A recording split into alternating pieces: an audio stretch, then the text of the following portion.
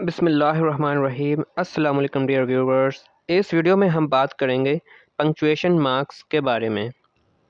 Dear viewers, अगर अब तक आपने मेरा चैनल सब्सक्राइब नहीं किया है तो काइंडली मेरा चैनल सब्सक्राइब ज़रूर कर लें। तो पंक्चुएशन मार्क्स क्या होते हैं? Punctuation marks are signs used to separate the elements of a sentence like phrases, clauses and words. तो जो पंक्चुएशन मार्क्स होते हैं ये साइंस होते हैं जिन्हें किस लिए इस्तेमाल किया जाता है? They are use to separate the elements of a sentence. Dear viewers, जो एक सेंटेंस होता है कोई भी, तो वो जो है डिफरेंट एलिमेंट्स यानी कि फ्रेजेस, क्लॉजेस एंड वर्ड से मिलकर बना होता है। तो जो पंक्चुएशन मार्क्स हैं ये इन एलिमेंट्स को यानी किसी भी सेंटेंस में फ्रेजेस, क्लॉजेस एंड वर्ड्स को एक दूसरे से सेपरेट करने के लिए यूज़ किए जाते हैं। दे क्लैरिफाई द मीनिंग्स, और उनका एक और मकसद जो होता है क्लैरिफाई द मीनिंग। ये सेंटेंस में के मीनिंग को या सेंटेंस में जो भी बात की गई हो उसके मीनिंग को क्लैरिफाई कर रहे होते हैं। तो टाइप्स की बात करें तो पंक्चुएशन मार्क्स जो है 12 डिफरेंट टाइप्स के होते हैं। Let us discuss them one by one. तो सबसे पहला जो पंक्चुएशन मार्क है हमारे पास, that is full stop, which looks just like a dot.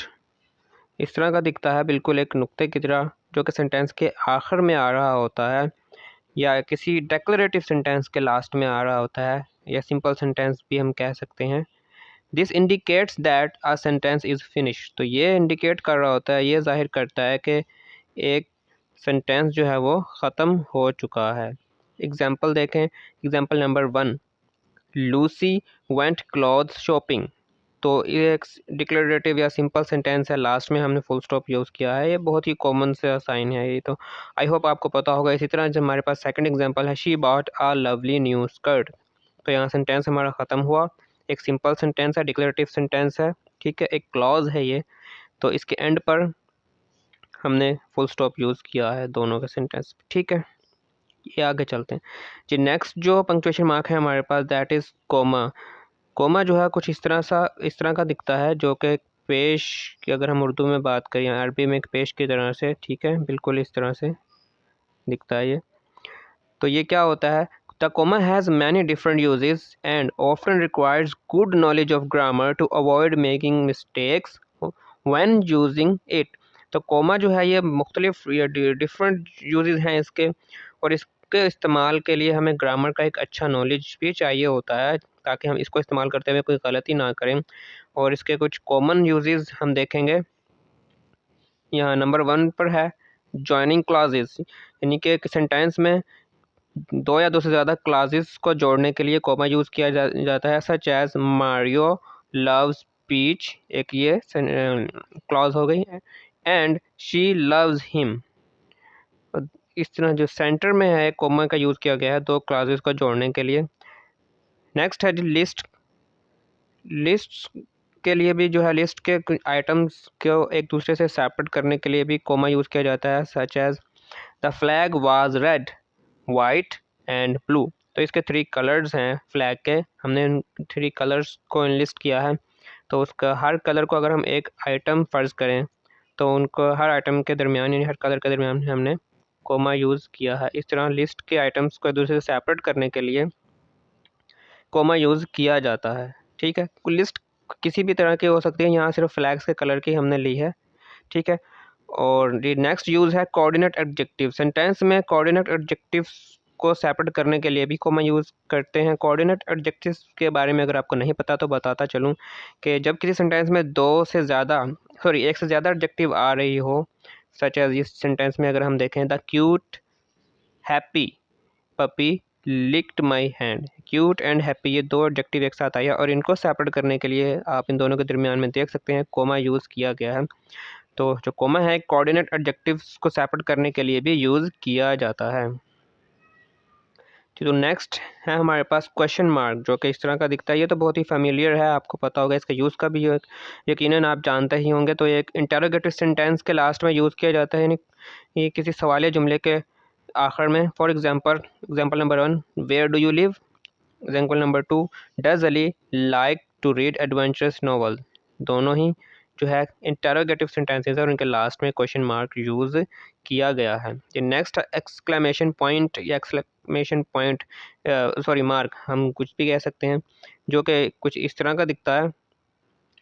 Exclamation point जो होता है it shows a sudden outcry in writing. ये किसी सेंटेंस में, किसी राइटिंग में एक अचानक पुकार को ज़ाहिर कर रहा होता है, किसी खुशी या गम को ज़ाहिर कर रहा होता है किसी भी सेंटेंस में। तो उस सेंटेंस के लास्ट में हम एक्सक्लेमेशन पॉइंट या एक्सक्लेमेशन मार्क यूज़ करते हैं। ठीक है, इसका 3 टाइप्स में इसका इस्तेमाल आता है। एक खुशी का इजहार करने के लिए, तो किसी गम का इजहार हो रहा हो, ठीक है, या किसी बात पर जब हम एम्फासाइज करते हैं या जोर दे रहे हो किसी पॉइंट पर, तब भी उस सेंटेंस के लास्ट में हम एक्सक्लेमेशन पॉइंट का यूज़ करते हैं। फॉर एग्जांपल, अगर सडन आउटक्राई की एग्जांपल ले तो वी वॉन स्क्रीम्ड जेन।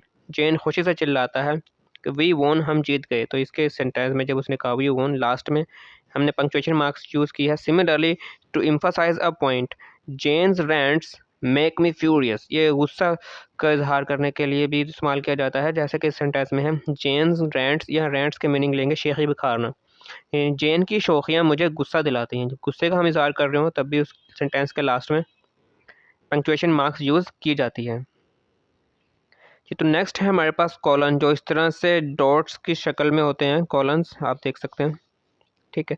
तो इनका क्या यूज़ है? The colon is typically use to introduce additional information or list of items. ये किसी भी सेंटेंस में एडिशनल इन्फॉर्मेशन को इंट्रोड्यूस करवाने के लिए या लिस्ट ऑफ आइटम्स को अगर अब जब हम इंट्रोड्यूस करवा रहे हो ये तब लगाया जाएगा, यानी लिस्ट के नाम के आगे लगाया जाएगा और आइटम्स जो है उसके आगे आएंगे।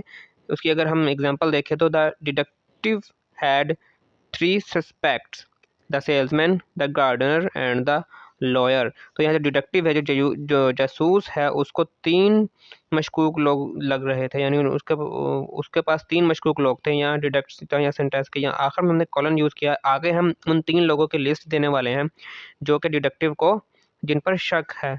तो सेल्समैन है, द गार्डनर है एंड द लॉयर है। तो इन तीनों को इसकी जो मुतशब्बा लोग हैं, जो मशकूक लोग सॉरी, उनकी जो लिस्ट हमने प्रोवाइड की, लिस्ट के सेंटर में हमने कोमा यूज़ किया। हम पीछे भी डिस्कस कर चुके हैं, आइटम ऑफ लिस्ट को एक दूसरे से सेपरेट करने के लिए हम क्या यूज़ करते हैं? कोमा यूज़ करते हैं। लेकिन यहाँ हमारा जो बेसिक कंसर्न है वो है कॉलन है, जो कि हमें लिस्ट के स्टार्ट में देना है। जब हम लिस्ट का नाम दे रहे हो कि इनकी हम लिस्ट देने जा रहे हैं, तो तब लिस्ट से पहले हम किसका यूज़ करते हैं? कॉलन का यूज़ करते हैं, जैसे कि यहाँ पर हमने किया है। जी, तो नेक्स्ट है एग्जाम्पल है colon have a few other uses. Colon के कुछ इस्तेमाल और भी हैं, यहाँ पर 2 और दिए गए हैं। हम टाइम्स को मेंशन करने के लिए भी जो है कॉलन का यूज़ किया करते हैं। टाइम्स में आवर्स एंड मिनट्स के दरमियान कॉलन यूज़ किया जाता है। देखो जैसे यहाँ पर किया गया, the meeting starts at 8:15 PM, ठीक है। तो आवर्स और मिनट्स के दरमियान कॉलन यूज़ किया गया है। तो टाइम के लिए भी यूज़ किया जाता है कॉलन को। And the another example is the priest started reading from mark 3:6। तो ये रेशो है यहाँ पर, दरअसल ये रेशो को जाहिर करने के लिए भी, यानी कि दो चीज़ों के दरमियान, दो क्वांटिटीज़ के दरमियान की रेशो जो जाहिर करने की जाती है, तो हम तब भी कॉलन का यूज़ करते हैं। ये नेक्स्ट है सेमी कॉलन, जो कि कुछ इस तरह का दिख रहा होता है। एक उल्टा पेश और ऊपर हम डॉट लगा देते तो एक सेमी कॉलन बन जाता है, ठीक है। तो इसका यूज़ की अगर बात करें तो like the comma and the colon, the semicolon is use to connect sentence together. तो कोमा और कॉलन की तरह ये भी सेंटेंसेस को जो है कनेक्ट करने के लिए यूज़ किया जा सकता है। इसका सेम फंक्शन ही है कोमा का, सॉरी सेमी कॉलन का कोमा वाला ही है। I can't eat peanuts, I am highly allergic to them. तो ये 2 हमारे पास क्लासेस हैं, ये 2 सेंटेंस हम कह सकते हैं। इनको हमने कनेक्ट करने के लिए यहाँ सेमीकोलन यूज़ किया है, ठीक है। ये 2 हमारे पास classes, I can't eat peanuts, other is I am highly allergic to them. The second example है Lucy loves to eat all kind of sweets, lollipops are her favourite. तो लूसी जो है, यहाँ पे एक सेंटेंस आ गया, उसे क्या खाना पसंद है? तमाम किस्म की मिठाइयाँ पसंद है। एक ये क्लॉज हो गई, ठीक है। इसको हमने इस सेमी कॉलन के ज़रिए कनेक्ट किया है। अदर्स क्लॉज जो है लॉलीपॉप्स आर हर फेवरेट। तो इस तरह 2 क्लॉजेज या 2 सेंटेंसेस को कनेक्ट करने के लिए कोमा की तरह हम सेमी कॉलन भी यूज़ कर सकते हैं। तो नेक्स्ट है हमारे पास हाइफन। हाइफन जो है कुछ इस तरह से दिखता है ये। इसका क्या यूज़ होता है?